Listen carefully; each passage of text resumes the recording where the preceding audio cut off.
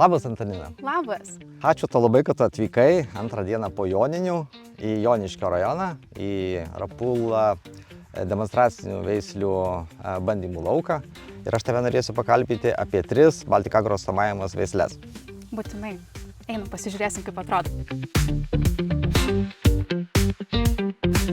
Antanina, stovime prie veislės Texas. Aš ją vis dar vadinu naujieną, nors jinai debiutavo 25 metais, kurie buvo iš tikrųjų tokie išskirtiniai, bet vis tik tai dar yra naujiena ir šiais metais. Ir mano toks pojūtis, kad šitie metai, ypatingai tokia veislė kaip Texas, turėtų būti labai sėkmingi. Ar mano pojūtis, kaip tu galvoji, turi kažkokio pagrindo? Labai smagu, kad tavo ir mano pojūčiai šiuo atveju sutampa, nes mano nuomonė šie metai tikrai turėtų būti geri ankstyvai žydinčiams veislėms.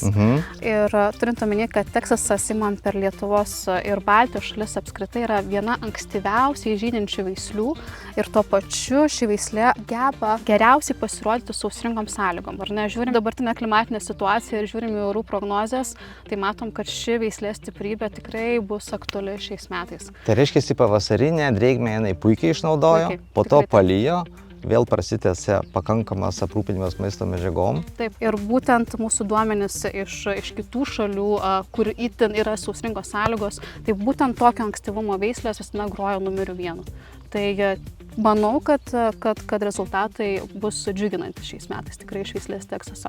Plus, turint omeny, kad jinai žydė anksti, bet kūlėsi pakankamai vėlai, lyginant su kitom ankstyvom veislėm, ar ne, kai kalbam apie ankstyvumą, nes ne visada yra aišku, apie ką kalbam, ar apie žydėjimą, ar apie brandą. Tai būtent Teksasui yra toks išskirtinumas, kad žydė labai anksti, kūlėsi ne taip anksti, tokia labiau, kaip sakyčiau, vidutinio plius minus. Ilgas langas. Taip, labai ilgas langas ir dėl to gali veislė generuoti savo maksimalų derlingumo potencialą.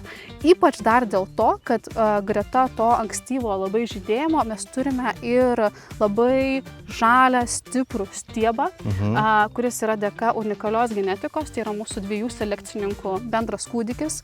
Ir ši veislė yra itin atspari tokiam klimatiniam sąlygom ir turi ne atsparumą, bet toleranciją svarbiausioms ligoms, ar ne? Tai čia pradėjom kalbėti apie verticiliozę, apie sklerotinį puvinį.